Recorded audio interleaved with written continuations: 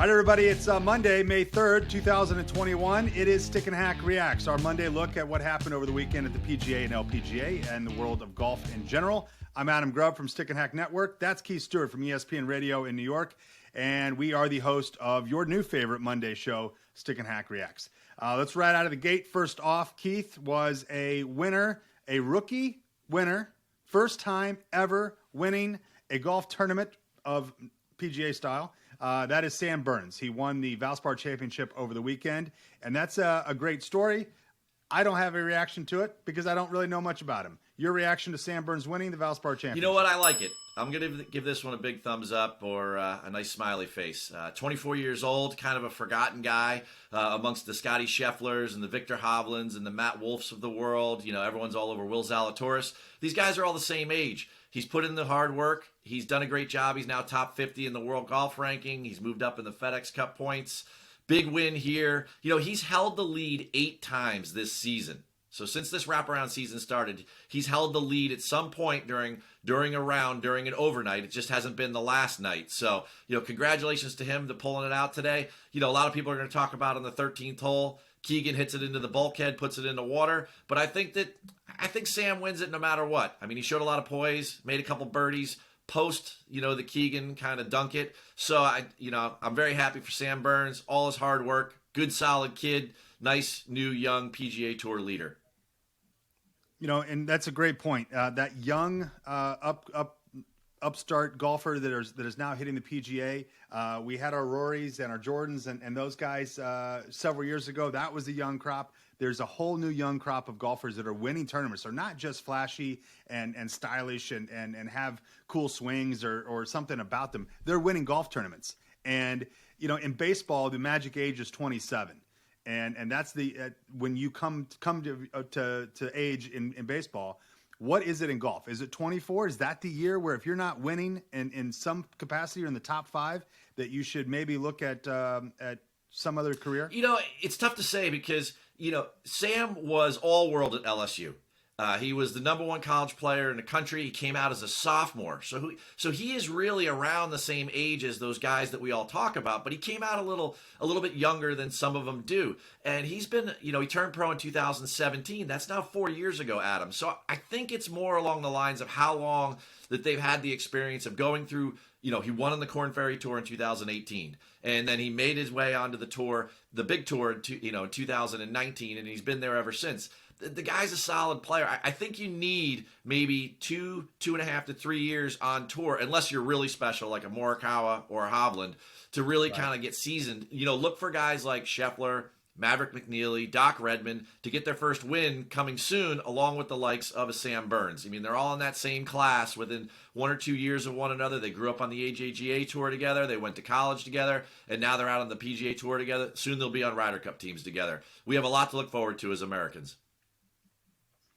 Stick and Hack Reacts number 2 is our boy, Mr. Excitement, Mike Weir. Now, Mike Weir is a name that you've heard for many, many years. He won the 2003 Masters, and he's not won, however, since 2007. He is kind of that forgotten golfer who is always playing every weekend. He might hit a top 20. He might hit a top 10. His game isn't flashy. There's nothing. He's just a golfer. He's just that guy. Well, he won for the first time in a long time this weekend in the Champions Tour. Mike Weir, your reaction? It's kind of meh. You know, I appreciate what Mike Weir has been through. You know, he's a tinkerer. He messed around with his golf swing a lot. So he's had some low points. So for that, you know, I give him a big thumbs up that he's come back and he's won. But, you know, Mike is no stranger to the winner's circle. He's won 8 times on the PGA Tour. Yes, he hasn't won since 2007. You know, when he went down the old stack and tilt days, not to be confused with his stick and hack days, but, you know, say that 3 times fast. Anyway, I think that he's a great winner. I mean, he's played 14 events on the Champions Tour. He hasn't missed a cut. So, you know, this was probably a day that was coming, which is why I'm kind of, you know, it doesn't blow me away. What does blow me away is that there are some new stars playing well on the Champions Tour. And, you know, who came in second? John Daly.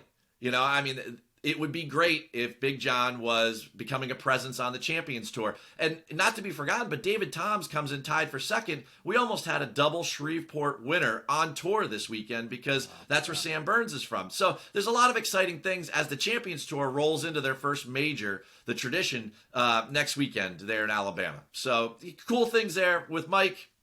I kind of expected it. I will tell you this. I did not have my finger on the pulse of the Champions Tour this weekend until I saw a tweet that said JD is lurking. And I then at that point turned it on and checked it out because I did want to see John Daly win. There's no better personality in the game of golf for this many years, since 1991 that he's been on the scene. There's no better hack and stick than John Daly. If there was somebody that would put us right in the middle of the stick and hack, it's got to be JD. And to hear that he was even playing golf, made the cut, and was now in the top three with a few holes to go was pretty exciting. That's the reason I turned it on. Not for Mike Weir, no offense to Mike, but I was watching for John Daly, and I'm sure that he pulled a lot of different viewers late in the day come over the weekend because he was in contention. So the bonus react there is John Daly winning or potentially winning this year because of his weekend. Is that a thing? Is that even possible? Oh, it's definitely possible. You know, I mean, he is the stick on tour, and he's a hack in life. There's no doubt about it. If he should do anything, or even just continue to be relevant with some top tens, there'll be more for us to talk about that. There's no doubt. All right. Reaction number 3 is Keegan Bradley.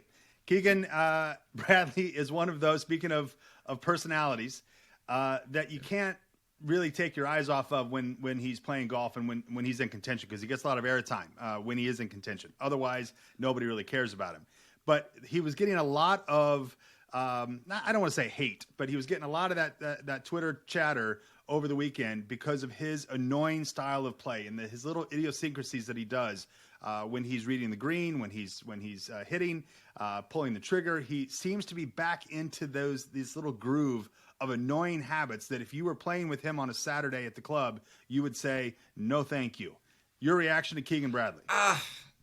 Obviously, I don't love it because, I mean, it is annoying and distracting to watch. I mean, could you imagine being on like a road trip with that guy for like 8 hours? I mean, he looks as comfortable out there as the Valspar did being in May. I mean, you looked at that golf course when they were doing the drone footage. I was like, hey, man, drop that plane down because it doesn't look good out there. I mean, and hopefully, that's a great championship and an unbelievable golf course. So hopefully they make themselves back into the Florida swing in March.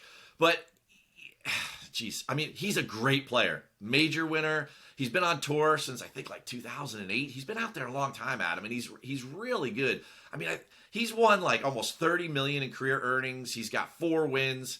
I think he's 36, 35 FedEx Cup right now. So, I mean, he's made a great career for himself. But when you watch him, it's very uneasy. It's very unsettling. I mean, there's just a lot of fidgeting going on. And I could, being a PGA professional, I've played golf with all different types of people. Man, women, children, animal, whatever it may be. And, so you learn to kind of tune things out. And, my advice to you in this react would be just, to try to get in your own world a little bit when you're with somebody like a Keegan Bradley, who's just got so much going on. I think back to that match play championship when you have the most interesting man in the world, the guy that everyone wants to hang out with, which is Miguel Angel Jimenez, right? 100%. You want to hang out with him, right? Smoke cigars. Absolutely do. Exactly, right? And he gets in a fight with Keegan Bradley, of all things, in the match play. I mean, so of all people to get in a fight with him, it's a little bit unsettling. It takes a long time. Guys don't like to be put on the clock when they're playing with him on the PGA Tour. Seems like a great guy. St. John's guy up here in the Northeast. I love to support those Northeast guys, but overall, if I was with him, I'm like, it's just a lot, man. There's just way too much going on there. So I'm going to skip over that. I'm going to give that a thumbs down, but I need 2 quick ones from you. Ricky Fowler, 116th ranked player in the world, gets a special exemption into the PGA Championship in 2 weeks. You okay with that? Yeah, I have zero problem with it. In fact, this is the first I'm hearing of it, shockingly enough. So no, it's Ricky Fowler. Yeah, he's 116th in the world, but he's going through some issues right now, and anybody deserves a special exemption, it's somebody like Ricky, because he does bring in the fans, he does bring the excitement, and when he's playing well, he's fun to watch. All right, well, thumbs up. One more. Speaking of bringing in the fans, it was announced over the weekend through social media that Paulina and DJ are going to tie the knot after being engaged for 8 years. I need your reaction to that. Oh, man. Stunning. I mean, that is just, thank God. Really, Keith. Oh, that is great news. I can't think of something I wanted to hear more on a Monday than they were finally going to get married, because that has been weighing on my mind like the Kardashians' final season. Thank you, Keith, for bringing that to me. My reaction is, don't care. You know what, then? I'm sorry to ruin your lunch. Everyone else, enjoy yours. Thanks for tuning in to Stick and Hack Reacts. Have a good week, Adam. We'll see you.